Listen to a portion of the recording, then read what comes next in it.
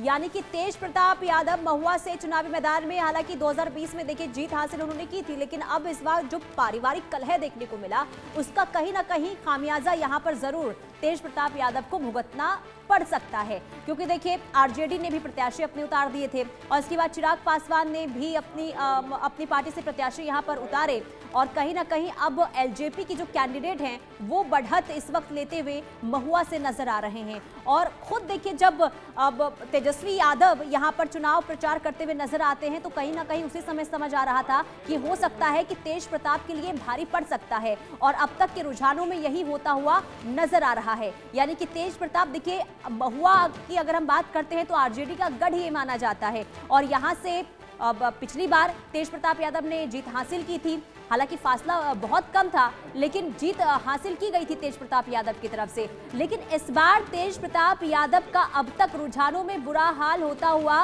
नजर आ रहा है और ऐसे में देखना ये होगा कि आखिर ये जो नतीजे सामने आते हैं तो क्या उसमें आगे बढ़ेंगे, ये भी देखना काफी अहम होगा।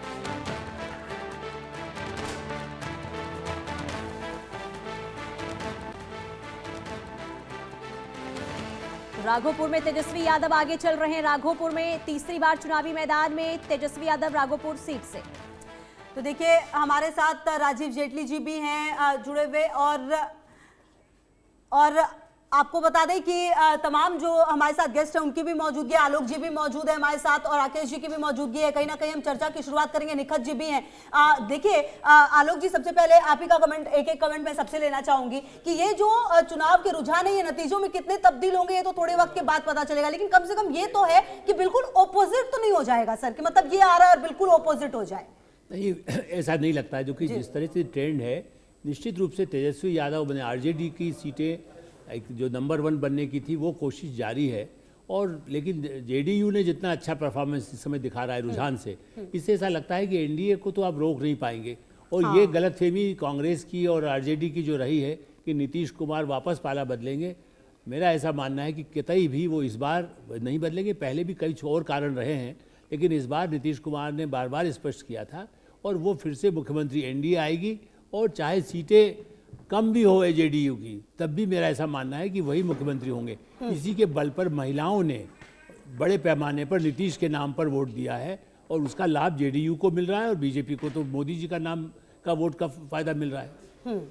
ठीक है। अच्छा राकेश जी, देखिए ये जो रुझान जो आए हैं जिस तरीके से मतलब इस बार ऐसा लग रहा है कि बिल्कुल चेंज है, मतलब कि पिछली बार जो आरजेडी है वो बहुत बड़ी पार्टी जो है और एक मतलब रिएक्शन छोटा सा मेरे को इस पे भी चाहिए कि जो ये प्रदर्शन रहा है जेडीयू का, क्या नीतीश के चेहरे पर इस तरह से रुझान सामने आ रहे हैं? देखिए नीतीश कुमार को लेकर हम लोग ग्राउंड जीरो पर भी देख रहे थे कि कोई एंटी इनकम्बेंसी नहीं था और जिस तरह से महिलाओं ने, ओबीसी और ईबीसी ने जिस तरह से अपना विश्वास जताया है, जो शुरुआती रुझान है अभी खुशबू, तो इसको आपको थोड़ा देर इंतजार करना पड़ेगा। लेकिन जिस तरह से जेडीयू, जो कि हम लगातार कर रहे थे कि जेडीयू बेहतर प्रदर्शन करेगी, जेडीयू जो है एनडीए में बेहतर प्रदर्शन कर रही है और नंबर 1 में जो टक्कर चल रहा है जिस तरह से जेडीयू और आरजेडी के बीच, तो ये महत्वपूर्ण है। लेकिन ये साफ है कि नीतीश कुमार पर महिलाओं और ओबीसी और ईबीसी का जो है विश्वास। ठीक है, राजीव जी भी हमारे साथ है, निखत जी भी हमारे साथ जुड़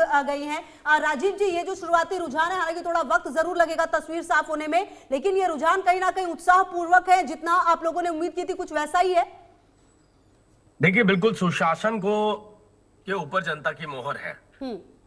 बिहार के अंदर जो परिस्थितियां पहले पैदा होती थी उसके बाद जो परिवर्तन आए नीतीश जी के साथ, देश के प्रधानमंत्री नरेंद्र मोदी जी के नेतृत्व के अंदर, उसको यहाँ के युवाओं ने महसूस किया। मैं बार बार एम्फेसाइज करूंगा इस बात पे, एक बात कोट की जा रही है, फिर भी कास्ट फैक्टर को कहीं ना कहीं आगे लेकर के आया जा रहा है। सब across the caste, across the religion, Bharatiya Janata party को यहाँ की जनता ने मैंडेट दिया है, बिहार की जनता ने मैंडेट दिया है। उन्हें एक बेहतर बिहार चाहिए, बेहतर भविष्य, बच्चों का भविष्य चाहिए। बच्चों के भविष्य के लिए माताओं ने वोट किया है, बच्चों के भविष्य के लिए उनके पिता ने वोट किया है और अपने भविष्य के लिए युवाओं ने वोट किया। ठीक है, ओके। इसी बीच एक बड़ी खबर अपने दर्शकों को बता दें हम, और फिर निखत जी मैं आपके पास भी आती हूँ। झाझा सीट से जेडीयू के दामोदर रावत 4685 वोट से आगे चल रहे हैं। तो देखिए ये जो सिलसिला है, दरौली सीट से एलजेपी के विष्णुदेव 371 वोट से आगे हैं। 29 सीटों पर चिराग पासवान की पार्टी ने चुनाव में अपने उम्मीदवार उतारे हैं। अलीनगर से बीजेपी की मैथिली 1826 वोट। तो आपको बता दें सिवान से बीजेपी के जो कैंडिडेट है वो भी आगे चल रहे हैं। तो ये हम लगातार आपको बताने की कोशिश कर रहे हैं कि ये जो कॉम्बिनेशन जिस तरीके से खड़ा किया गया था तमाम सीटों पर, वो फिलहाल काम करता हुआ एनडीए की तरफ से तो नजर आ रहा है। और निखत अब्बास जी भी लगातार हमारे साथ जुड़ी हुई है। निखत जी, इस बार का जो ये पूरा आंकड़ा है, कांग्रेस क्या पिछली बार से, खुद के अगर सिर्फ कांग्रेस की स्पेसिफिक बात की जाए, क्या अब पिछले बार के प्रदर्शन से बेहतर प्रदर्शन हो पाएगा, सीटें बढ़ पाएंगी? क्योंकि अभी तो आंकड़ा 16 पर है जो आप लीड कर रहे हैं, मतलब अभी हालांकि थोड़ा वक्त है जरूर तस्वीर साफ होने में। क्या बता रहा है ये आंकड़ा, कैसे ले रही है इसे? पहले तो आपको, मेरी को पैनलिस्ट को और आपके दर्शकों को मेरा नमस्कार। दूसरी बात यही आपने बिल्कुल सही कही कि अभी ये जो है ना शुरुआती रुझान है, इस पर कुछ भी बोल देना, जैसे बड़ी बड़ी कसीदे पढ़ देते हैं भारतीय जनता पार्टी के लोग, अक्सर सुबह सुबह आकर कहते हैं। और इन्होंने कहा कि पिछले इतने वर्षों में जो विकास हुआ है, उसी विकास को देखते हुए जो है ना युवा अपने नौकरी के लिए वोट दिया है, बच्चों ने अपनी भलाई के लिए दिया है, माताओं ने अपनी भलाई के लिए दिया। मैं पूछना चाहती हूँ, पिछले 11 वर्षों में तो इन्होंने कुछ करा नहीं, और अगर करा तो 11 वर्षों की जो इन्होंने काम थे वो गिनाने थे रैलियों में। काहे ध्रुवीकरण की रैली कर रहे थे, काहे ये लोग घुसपैठ की रैली कर रहे थे। तो ये तो सभी ने देखा है कि किस प्रकार इन्होंने कहीं से कहीं तक किसी भी रैली में ना ही देश के प्रधानमंत्री, ना ही गृह मंत्री, ना ही भारतीय जनता पार्टी कम से कम आंकड़े फिलहाल के तो ये नहीं बता रहे। ऐसा लग रहा है कि नीतीश कुमार पर भरोसा बहुत है। और देखिए ग्राउंड की अगर निखत जी बात की जाए, असल में क्या है ना, अभी 1 घंटे ठीक है निखत जी आती हूँ आपके पास में। इसी बीच एक बड़ी खबर अपने दर्शकों को बता दें, इलेक्शन कमीशन के रुझानों में एनडीए को भारी बहुमत, ये अहम जानकारी आ रही है सामने। इलेक्शन कमीशन ने दिया ये भारी बहुमत, जेडीयू 68, बीजेपी 65 सीटों पर आगे चल रही है। और आप देखिए कि ये चिराग की पार्टी भी 16 सीटों पर आगे है। जो प्रदर्शन है अभी आप देखिए ये सामने आ रहा है रुझानों में। फिलहाल एनडीए को बहुमत 213 सीटों के रुझान आ चुके हैं। इलेक्शन कमीशन की तरफ से 213 सीटों पर जो रुझान है वो आ चुके हैं और एनडीए को भारी बहुमत। डॉक्टर संजीव भी हमारे साथ जुड़े हुए हैं। डॉक्टर संजीव, ये जो शुरुआती आंकड़े हैं ये क्या बता रहे हैं? क्योंकि कांग्रेस तो ये कह रही है कि भाई 11 साल में कोई काम नहीं हुआ, मतलब कि पिछले 9 साल में मतलब काम किया नीतीश कुमार ने। क्या उसी काम के बलबूते आज भी उनको महिलाएं और जो युवा हैं, जो लड़कियां हैं, बच्चियां हैं, उन्होंने वोट किया है, जो जेनजी है उन्होंने वोट किया? चुनाव में 2-3 चीजें बहुत हमें अच्छे से समझनी होंगी जी। सबसे पहली चीज ये कि जो अभी दिख नहीं रहा है, इसमें निश्चित रूप से जो प्रशांत किशोर का फैक्टर है अभी हमें आंकड़ों में बहुत कम दिखेगा। हाँ। लेकिन जो सोशल मीडिया हाइप क्रिएट किया प्रशांत किशोर की ओर से, उससे क्या हुआ कि बीजेपी को बहुत अलर्ट मोड में आना पड़ा। हाँ। और आप देखिए वोटर जो बूथ तक पहुंचा उसकी संख्या बढ़ी। वो ऐसे नहीं बढ़ती है, उसको बढ़ाने के लिए बीजेपी, आरएसएस और उधर जनता दल यूनाइटेड आरजेडी, इन सब ने भी मेहनत की। तो जो ये वोटर बढ़ा, उस दिन सबको, ज्यादातर लोगों को लग रहा था कि जो वोटर बढ़ा है या जो छठ के लिए रुक गया है, जो अप्रवासी बिहारी है, वो लोग बढ़े, जबकि ऐसा नहीं था। ये वो वोटर बढ़ा था जिसको लगा कि यार माहौल बदल रहा है, हमें अपने नेता को जिताने के लिए बूथ तक पहुंचना है। मुझे ये लगता है अब तक की जो एनालिसिस है वो क्लियर हो रही है। दूसरी चीज, नीतीश अब एक बार फिर इस पूरी दुनिया के इलेक्टोरल सिस्टम की केस स्टडी बन गए हैं।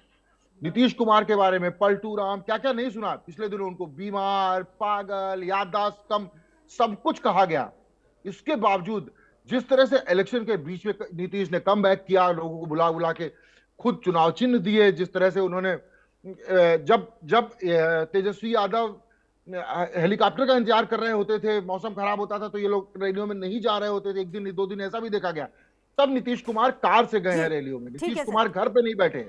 तो निश्चित रूप से नीतीश कुमार अब पूरी दुनिया के इलेक्टोरल सिस्टम के लिए केस स्टडी बनेंगे कि कोई नेता क्या ऐसा करता है। एक छोटी और तीसरी चीज मैं जोड़ूंगा इसमें, आलोक जी बैठे हैं वो बताएंगे इसमें और ज्यादा। ठीक है। जब शराबबंदी की बात चल रही थी तो शराबबंदी के समय लग रहा था कि यार ये शराबबंदी नीतीश का माइनस पॉइंट हो सकता है, लेकिन इस बार मैं आपके पास आऊंगी डॉक्टर संजीव, यहीं से फिर शुरू भी कीजिएगा। अब हम शराबबंदी पर भी चर्चा करेंगे कि क्या वो सचमुच इतना बड़ा फैक्टर था जो इस तरीके के आंकड़े जो हैं वो सामने आ रहे हैं। लेकिन एक बड़ी खबर अपने दर्शकों को बता दें जो लखीसराय से सामने आ रही है, विजय सिन्हा आगे निकले हैं। देखिए ये ऐसी सीट है जिस पर लगातार कहा जा रहा था कि नाराजगी है डॉक्टर विजय सिन्हा के लिए, लेकिन फिलहाल अभी उप मुख्यमंत्री भी रहे हैं और कहीं ना कहीं थोड़ी देर पहले जब बातचीत कर रहे थे तो आश्वस्त थे अपनी जीत के लिए, साथ ही कह रहे थे एनडीए सरकार बनाने जा रही है। फिलहाल लखीसराय से कांग्रेस के प्रत्याशी पीछे चल रहे हैं, ये जानकारी आपको दे दें। लखीसराय से विजय सिन्हा आगे निकले हैं और कहीं ना कहीं ये जो तमाम आंकड़े हैं वो अब धीरे धीरे जो है वो दिलचस्प होते हुए आप देखिए, क्योंकि चुनाव आयोग की तरफ से भी रुझान जो है वो सामने आ गया है और ऐसे में अभी फिलहाल जो लखीसराय की बात अगर आप करें, हॉट सीट है ये एक तरह से। और निखत जी आप कुछ कह भी रही थी, अपना पॉइंट भी पूरा कीजिएगा। और यहाँ लखीसराय या तमाम सीटों की भी अगर हम बात करें तो फिलहाल रुझानों में जो टक्कर है मुख्य तौर पर बीजेपी और अगर एनडीए की बात करें तो बीजेपी और जो जेडीयू है वो ठीक है, लेकिन कांग्रेस और महागठबंधन के बीच में फासला काफी ज्यादा है और कांग्रेस के आंकड़े बहुत ही पीछे रह रहे हैं अभी फिलहाल। देखिए मैंने जैसे कहा ये तो शुरुआती रुझान है और अभी अगर हम 1 घंटे पहले की बात कर ले तो खबर तो ये भी थी कि इलेक्शन कमीशन ने कुछ कहा नहीं था लेकिन रुझानों में एनडीए आगे चलने लगी थी। तो ये किस प्रकार की चीजें इस समय हो रही है, इलेक्शन कमीशन और भारतीय जनता पार्टी मिलके किस तरह से कुछ चीजों को, कुछ बूथ्स को कैप्चर करा के एक फेक न्यूज का प्रोपोगेंडा नैरेटिव भी चलाती है, ये हम सब ने देखा, ये जग जाहिर है। रही बात अभी, तो अभी मुझे लगता है कि अभी 12:30-1 बजे तक हम लोगों को वेट करना चाहिए पिक्चर क्लियर होने का और जो भी सीट्स आएंगी, जो भी जनता का फैसला होगा वो सराखों पर होगा, उसमें कोई दो राय नहीं। लेकिन हाँ, जो जो घोटालेबाजी भारतीय जनता पार्टी की सरकार ने और इलेक्शन कमीशन में सिर्फ बिहार नहीं अलग अलग राज्यों के चुनावों में करी है, जैसे अभी इतना बड़ा हाइड्रोजन बॉम्ब हमारे नेता श्री राहुल गांधी जी ने बताया, आप तक भी ये बात आई कि किस प्रकार ब्राजीलियन एक मॉडल को अलग अलग वोटर आईडी उसके बन गए और 22 वोटर आईडी उसके बन गए और हरियाणा चुनाव में किस प्रकार का वहां पर वोट चोरी हुई, ये सब हमने देखा है। जिसकी बात की गई थी वो खुद उन्होंने कहा कि भारत आई नहीं, उनकी जो फोटोज है वो किस तरह से सामने आई है, उन्होंने भी ये बात सामने आकर कही। बहरहाल आते हैं आपके पास, निखत जी आपके पास आ रही हूं मैं। इस बीच एक बड़ी खबर आ रही है जो अपने दर्शकों को हम बता दें कि विजय सिन्हा, देखिए पटना में सीएम हाउस की सुरक्षा बढ़ा दी गई है, ये जानकारी, जहां पर पटना में सीएम हाउस जो है उसकी बढ़ा दी गई है सुरक्षा, क्योंकि अब तक रुझानों में जेडीयू अब सबसे बड़ी पार्टी बनती हुई नजर आ रही है। और आपको बता दें कि सीएम हाउस की सुरक्षा बढ़ा दी गई है, ये जानकारी भी सामने आ रही है। तो देखिए धीरे धीरे अब अगर आप घड़ी की सुइयों पर नजर डालें तो 10:30 बजे का वक्त, मतलब 1.5 घंटे हो चुके हैं और अब धीरे धीरे तस्वीर जो है वो और ज्यादा साफ होगी और ये नजर आएगा कि आखिरकार किसकी सरकार जो है वो बिहार में बनने जा रही है। हालांकि तमाम पार्टियों की तरफ से अपने दावे जरूर किए गए, लेकिन बड़ा सवाल ये कि आखिरकार किस पार्टी ने चुनाव कैसा लड़ा, अब ये रिजल्ट जो है वो तय करेगा। फिलहाल रुझानों में जेडीयू सबसे बड़ी पार्टी बनती हुई नजर आ रही है। और राकेश जी और आलोक जी भी लगातार हमारे साथ जुड़े हुए हैं। अच्छा आलोक सर, देखिए ये चाहे तमाम पार्टियां लाख बातें कहें, वोट चोरी की बात जो है वो मुद्दे उठे, तमाम चीजें हुई, लेकिन सर ये बात भी माननी पड़ेगी कि बिहार चुनाव में अगर कोई मुद्दा रहा तो पलायन से लेकर शिक्षा, ये तमाम मुद्दे अभी भी रहे जो 20 साल पहले रहे और उन्हीं मुद्दों पर लड़ा गया। और कहीं ना कहीं ये जो जंगल राज की बात लगातार की गई, शायद उसने भी काम किया है। देखिए इसमें मैं दोहरा शायद हो सकता है, दूसरों से राकेश जी भी हो सकता है मुझसे असहमत हो।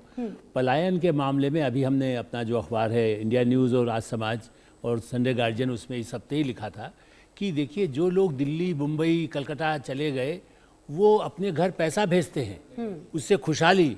आप यदि, मैं तो छोटा सा उदाहरण देता हूँ, कर्पूरी ठाकुर जी का जो गांव है समस्तीपुर के पास, हम लोग ये जरूर कह रहे थे कि प्रचंड बहुमत से ही एनडीए की सरकार बनेगी और नीतीश कुमार ही हमारे मुख्यमंत्री होंगे। ये कोई नई बात तो नहीं, उसी दिशा में हम लोग जा रहे हैं। जो अभी बता रहा है, अभी तक जो रिजल्ट आया है, बढ़त है, उसके अनुसार तो यही लगता है कि किसी भी सूरत में हम लोग 160 से नीचे नहीं आवेंगे, 160 से ऊपर ही रहेंगे और वो लोग अपना 70-80 पर रहेंगे। सरकार एनडीए की बनेगी। फिर से नीतीश कुमार निश्चित रूप में, हम लोग तो यही मान के चलते हैं कि नीतीश कुमार ही बनेंगे मुख्यमंत्री। कल तक तेजस्वी दावनी दे रहे थे कि कोई अधिकारी किसी इशारे पर काम अगर करेगा तो, वो तो पहले ही से कह रहे थे कि गिरल भभकी देते हैं, भ्रामक समाचार पैदा करते हैं ताकि लोगों में दहशत हो। तो ये शो कर रहे थे कि हम जीत रहे हैं, कोई गड़बड़ी होगी, लेकिन धन्यवाद है चुनाव आयोग को कि जिन्होंने उन लोगों का मुंह बंद कर दिया। वो लोग देखे कि कहाँ गड़बड़ी हो रही है। हर तरह से चुनाव आयोग बिहार का, हिंदुस्तान का बहुत एकदम स्वच्छ कार्य कर रही है। और हम समझते हैं कि इतना बड़ा देश में जहाँ करीब करीब 80 करोड़ 82 करोड़ वोटर्स हैं, और वहाँ वोट कराना बहुत मुश्किल होता है और विभिन्न तरह के लोग होते हैं। वहाँ सक्सेसफुली वो वोट कराया है और हम समझते हैं कि इसके लिए जितना भी प्रशंसा किया जाए चुनाव आयोग का वो कम होगा। नेपाल जैसा स्थिति हो जाएगा। वो यही तो जो अपना जंगल राज का अपना प्रवृत्ति दिखला रहे थे, तो अच्छा हुआ है, FIR हुआ है, सुनते हैं कानूनी कार्रवाई होगी उन पर। जो इस तरह का बात बोलेगा या इस तरह की कार्रवाई में लीन होगा या कोई ऐसा वातावरण पैदा करेगा। ये बिहार है, गौतम बुद्ध की धरती है, अशोक की धरती है। आपकी पार्टी होगी सर नई सरकार अगर? अब भूमिका अभी तो आना बाकी है। हम तो सोचते हैं कि 6 सीट जीतेंगे, लेकिन अभी जो रुझान दे रहा है 3, 4, 5, 3, 4, 5 आ रहा है। भूमिका क्या है? हम लोग तो आँख मूंद करके NDA को साथ देने वाले में से हैं और ख़ास करके नीतीश कुमार का नेतृत्व को हम शुरू से ही कहा है कि उनके नेतृत्व में ही मुख्यमंत्री बने, लोग सरकार चले, अच्छा है।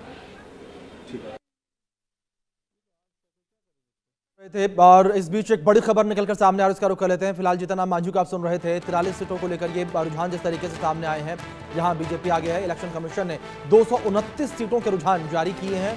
ये बड़ी खबर निकलकर सामने आई है। 229 सीटों का रुझान सामने आया। 72 पर बीजेपी, 71 सीटों पर JDU आगे है। कुछ इस तरीके से रुझान निकलकर सामने आ रहे। मुख्तार अब्बास नकवी जी हमारे साथ जुड़े हुए हैं। सर बहुत स्वागत सबसे पहले तो आपका इंडिया न्यूज पर। और सर जिस तरीके से रुझान निकलकर ये सामने आ रहे हैं, क्या आपको लगता है कि रुझान नतीजों में तब्दील होंगे?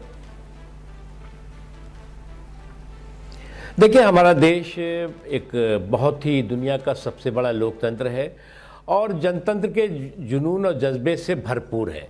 और हर चुनाव जो है वो जनतंत्र का जो है वो सबक होता है और जनादेश का संदेश होता है।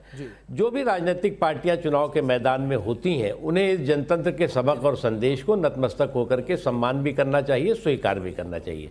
जहाँ एक तरफ जो है वो जीत की जलेबी होती है, वहीं दूसरी तरफ हार का हलवा भी होता है। चाहे जीत की जलेबी हो, चाहे हार का हलवा हो, दोनों में जो है वो जनतंत्र का जायका है और उस जायकों का जो है वो स्वीकार भी करना चाहिए, उसका सम्मान भी करना चाहिए। और मैं देख रहा हूँ कि जो इस वक्त जो है वो जनता के जनादेश का जो रुझान है वो स्पष्ट रूप से है। वो सुशासन की निरंतरता के लिए लोग जो है अपने मताधिकार का इस्तेमाल करते हुए चुनाव में भी दिखे थे और उसका जो है इम्पैक्ट आज भी दिखाई पड़ रहा है। लेकिन मुख्तार अब्बास नकवी जी, आपको लगता नहीं कि थोड़ा और इंतजार कर लेना चाहिए?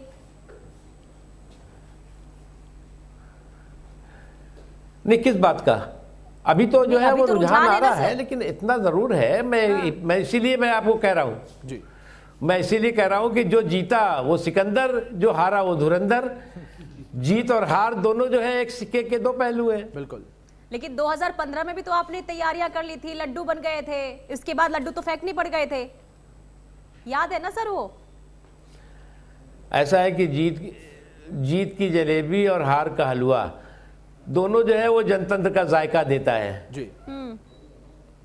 सर लेकिन दूसरी ओर अगर महागठबंधन को लेकर बात करें तो महागठबंधन अभी भी वोट चोरी का मुद्दा उठाता नजर आ रहा है और तेजस्वी यादव जो है सुबह तक कहते नजर आ रहे थे। कल परसों उन्होंने प्रेस कॉन्फ्रेंस भी 2 दिन लगातार की और उन्होंने कहा कि अगर EVM हैक नहीं होगी, वोटों की चोरी नहीं होगी, तो महागठबंधन की सरकार बनना निश्चित है। देखिए, आपराधिक अराजकता के जरिए संवैधानिक प्रतिबद्धता को कुछ लोग बंधक बनाने की जो कोशिश कर रहे हैं वो कभी सफल नहीं होंगे जी। उन्हें इस बात को समझना चाहिए कि जो है वो जनता का जो जनादेश होता है उसको सम्मान भी करना चाहिए, उसको स्वीकार भी करना चाहिए, चाहे वो किसी के खिलाफ हो, चाहे किसी के भी पक्ष में हो। क्योंकि जो है वो आप जो है वो अगर ये सोचते हैं कि कोई भी पार्टी ये नहीं सोच सकती कि जो सत्ता जो है उसका जन्म सिद्ध अधिकार है। जनता जो है वो सबसे बड़ी देश के लोग जनतंत्र की मालिक है।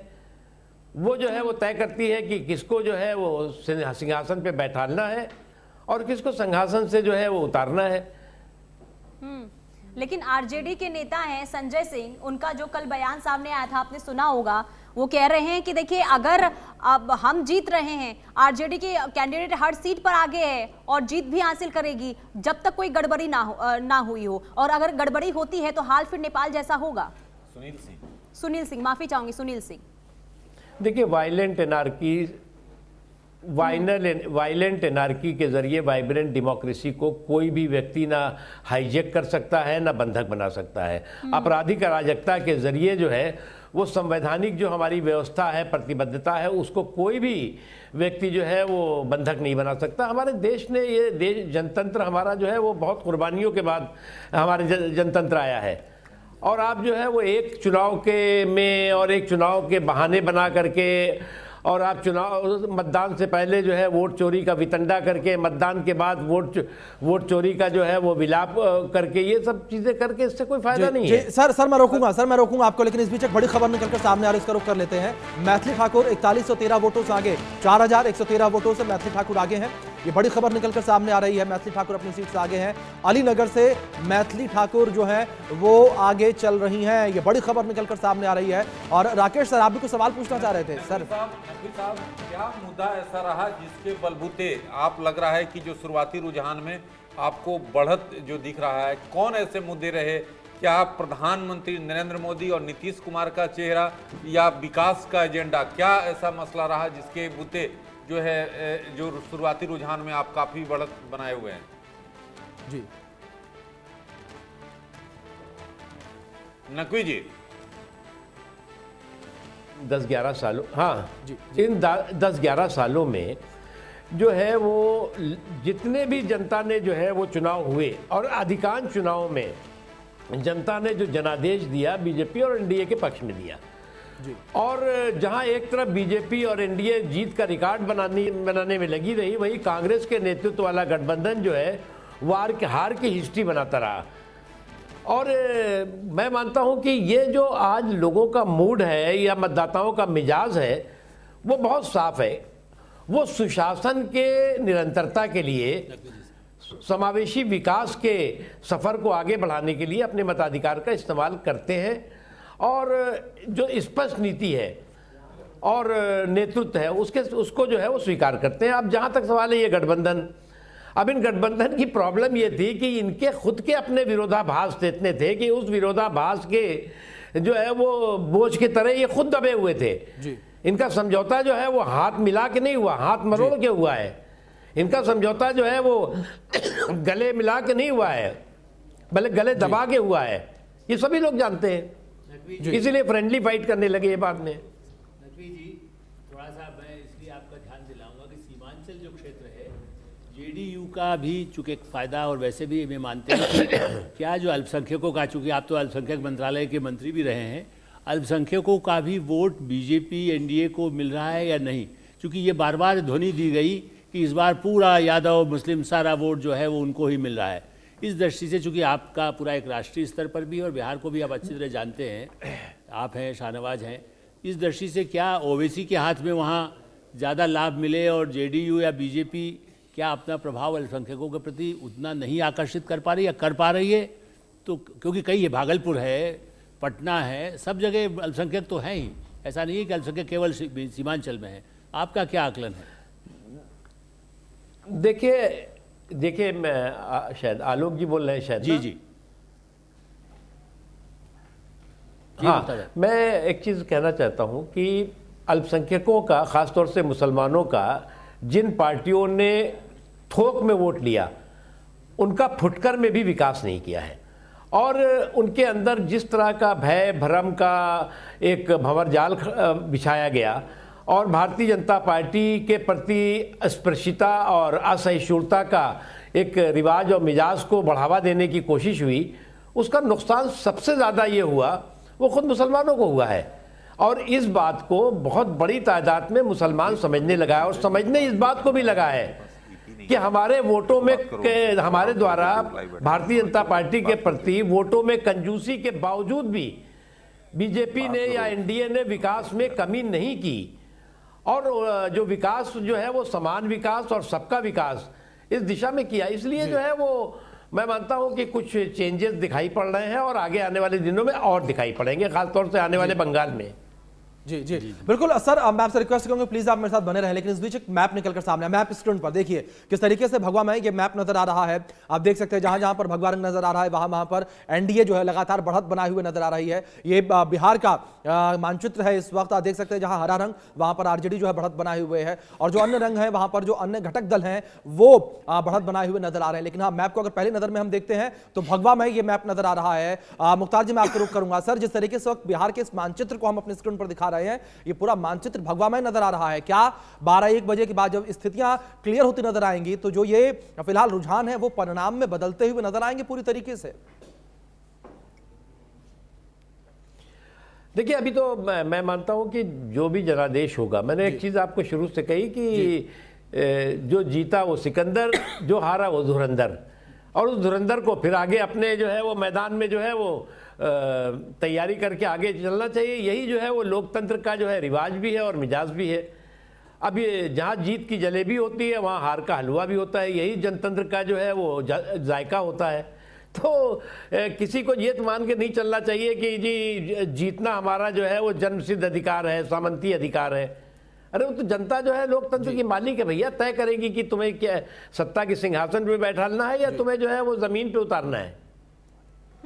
नकवी जी राकेश बोल रहा हूं। नकवी जी, मैं ये जानना चाहता हूं कि जिस तरह से महिलाओं ने भारी संख्या में अपने वोट का प्रयोग किया, जिस तरह से जेन जी की जिक्र लगातार किया जा रहा था, क्या महिलाएं और जो युवा जो एम और वाई क्या जो है एनडीए के पक्ष में गया? जिस तरह से जो शुरुआती रुझान आ रहे हैं उससे दिख रहा है, क्या लगता है आपको? देखिए एक चीज़ आपको देखना होगा कि मैं तो कांग्रेस पर बहुत दुख करता हूँ। ये जो बेसलेस कांग्रेस का जो ब्रेनलेस जो है वो कन्फ्यूज़न है, वो जो है वो बेसलेस कांग्रेस का जो ब्रेनलेस कन्फ्यूज़न ने क्या किया है कि खुद तो डूबे हैं सनम, तुमको भी ले डूबेंगे। जितने भी इनके साथी गठबंधन में आ रहे हैं या आए हैं, जिसको उन्होंने छुआ वो छूमंतर। तो एक तो ये, दूसरी चीज़ ये कि समाज का हर तबका, चाहे महिलाएं हो, चाहे जो है वो नौजवान हो, चाहे वो पिछड़ा हो, चाहे कमज़ोर तबका हो, चाहे किसान हो, वो हर तबका जो है वो सुशासन को चाहता है। वो जो है उसने जो है वो अपने गांव गली चौक चौराहों चौपालों पे जो है वो जंगल राज की री एंट्री पर नो एंट्री का बोर्ड लगा दिया था। बिल्कुल जी, बिल्कुल पुनीता, बिल्कुल। और अब क्योंकि देखिए अब कांग्रेस की प्रवक्ता भी हमारे साथ जुड़ी हुई हैं, वो कुछ सवाल पूछना चाह रहे हैं, पूछिए मैम। पुनीता जी धन्यवाद। मैं व्यक्तिगत तौर पे तो बहुत नकवी साहब की मेरे बड़े भाई की तरह हैं, मैं बहुत उनकी इज्जत करती हूँ और मैं इतनी देर से इसीलिए सुन रही थी क्योंकि काफी सीनियर भी हैं और काफी समय से राजनीति भारतीय जनता पार्टी की कर रहे हैं। पर ये बेसलेस और ब्रेनलेस वाली मुझे बात समझ नहीं आई, क्योंकि जब आप बेसलेस और ब्रेनलेस वाली बात करते हैं, मैं आना नहीं चाह रही थी पर क्या करे, दुख हो जाता है। और मेरे ही कौम के लोग जब इस प्रकार की बात करते तो मुझे पूछना पड़ता है कि जब देश के प्रधानमंत्री ये कहते हैं कि एक कौम लोगों का मंगलसूत्र चुना लेगी, आप उसे बेसलेस और ब्रेनलेस कहते हैं? नहीं कहते। जब देश के गृह मंत्री यहाँ पे रिस्पॉन्सिबिलिटी लेने की बजाय अवैध जवाब ले राजनीति करने लगते हैं, जवाब ले लेते हैं मुख्तार अब्बास नकवी जी। तो वो ब्रेनलेस और बेसलेस नहीं लगती। चलिए ठीक है, मैं आपके पास लौटती हूँ। जरा बड़ी खबर सामने आ रही है, बड़ी खबर का रुख कर लेते हैं। बड़ी खबर, चौथे नंबर पर चल रहे तेज प्रताप यादव, और देखिए लगातार पीछे होते हुए तीसरे से अब चौथे नंबर पर पहुंच चुके हैं। एक और बड़ी खबर, छपरा से खेसारी लाल यादव पीछे हो गए हैं। ये बहुत बड़ी खबर, देखिए खेसारी लाल पीछे हो गए, आगे चल रहे थे लेकिन अब रुझानों में पीछे और 974 वोटों से पीछे चल रहे खेसारी लाल। ज्यादा अंतराल नहीं है, हो सकता है कि देखिए एक बार फिर से रुझानों के बाद, यानी कि जैसे जैसे काउंटिंग होगी, वोटों की गिनती होगी, वैसे वैसे इन नंबर में तब्दीली होगी, लेकिन खेसारी लाल पीछे हो गए हैं। ये बड़ी जानकारी। देखिए लास्ट मूवमेंट तक इन्हें काफी मनाया गया, पहले इनकी पत्नी को उतारने की चर्चा थी और इसके बाद इन्हें नॉमिनेशन से एक दिन पहले टिकट दिया गया है। लेकिन क्योंकि देखिए लगातार राकेश जी, क्योंकि हर एक वीआईपी सीट पर सबकी नजर टिकी हुई, खेसारी लाल का पीछे होना ये क्या बताता है? देखिए जिस तरह से ग्राउंड पर लगातार दिख रहा था, खेसारी लाल यादव प्रचार जिस तरह से कर रहे थे स्टारडम भोजपुरी फिल्म का, लेकिन दूसरी तरफ जो है वहां पर छोटी को मैदान में उतारा गया था, छोटी कुमारी को। अब वहां पर बीजेपी के तमाम बड़े नेता जो है लगातार वहां पर कैंप कर रहे थे उत्तर प्रदेश नेता। उनका साफ तौर पे कहना था कि जिस तरह से ग्राउंड पर बीजेपी ने काम किया है, आप देखिए खेसारी लाल के खिलाफ जाएगा। लेकिन जिस तरह से अभी तो शुरुआती रुझान है और ईवीएम खुला है, पीछे चल रहे हैं, लेकिन इतना चाय पे चर्चा, हम लोग लगातार चाय पे बिल्कुल जाहिर तौर पर राकेश सर जिस तरीके से आप जिक्र कर रहे हैं, लेकिन इस बीच ग्राफिक्स से निकलकर सामने आया 2020-2025 के कुछ आंकड़े निकलकर सामने आए सर, वो अपने दर्शकों को समझाते हैं। जहां 2020 में बीजेपी 74 सीटों पर और 2025 को लेकर बात करें फिलहाल 73 सीटों पर आगे बढ़ती नजर आ रही है। जेडीयू को लेकर बात करें 2020 में जेडीयू की परफॉर्मेंस ठीक नहीं थी, 43 सीटों पर जेडीयू ने जीत दर्ज की थी, लेकिन फिलहाल 77 सीटों पर आगे है, बीजेपी से फिलहाल बड़ी पार्टी बनती नजर आ रही है, जो आंकड़े फिलहाल निकलकर सामने आ रहे हैं। दूसरी ओर एलजेपी जिसने 2020 में जो है एनडीए से अलग होकर चुनाव लड़ा था, लेकिन केवल एक सीट जीतने में कामयाब हो पाई थी एलजेपी, लेकिन इस बार एनडीए के साथ और 18 सीटों पर बढ़त बनाए हुए लगातार। आरजेडी को लेकर बात करें, आरजेडी की परफॉर्मेंस खराब हुई है, जो फिलहाल शुरुआती रुझान सामने आ रहे हैं उसके अनुसार 2020 में 75 सीटें आरजेडी ने जीती थी और सबसे बड़ी सिंगल पार्टी बनकर आरजेडी 2020 विधानसभा चुनाव में निकली थी। अब 42 सीटों पर जो है आरजेडी आगे बढ़त बनाए हुए नजर आ रही है, बढ़त लगातार उसकी जारी। जन स्वराज पार्टी को लेकर बात करें, जिस तरीके से जितना शोर, जितना प्रचार, जितना नाम जन स्वराज का देखने को मिला, जन स्वराज जो है वो अभी भी 0 पर है, किसी सीट पर बढ़त बनाए नजर नहीं आ रही है। अन्य घटक दलों को लेकर बात करें, निर्दलीय उम्मीदवारों को लेकर बात करें, जो है वो 31 सीटों पर 2020 में जीते थे, लेकिन अभी 20 सीटों पर बढ़त बनाए हुए हैं। विजय शर्मा जी बीजेपी से प्रवक्ता हमारे साथ जुड़े हुए हैं। सर सबसे पहले तो बहुत स्वागत आपका इंडिया न्यूज पर, और मेरा पहला सवाल सर आपसे यहां पर यही है कि जो एनडीए के खेमे में एक बड़ी बढ़त देखने को मिल रही है, सर क्या आप जो सेलिब्रेशन आप लोगों के यहां सुबह से देखने को मिल रहा है वो सेलिब्रेशन कंटिन्यू रहेगा या अभी हमें इंतजार करने की जरूरत है कि 12-1 बजे तक स्थितियां थोड़ी क्लियर हो? देखिए, मुझे ऐसा लगता है कि करीब करीब 3 घंटे की मतगणना हो चुकी है जी, तो अब कुछ बहुत ज़्यादा बदलाव की मुझे गुंजाइश नज़र नहीं आती। मुझे ऐसे लगता है कि हम 2/3 बहुमत से भी काफ़ी आगे निकल जाएंगे, जिस तरह के ट्रेंड आ रहे हैं। और ये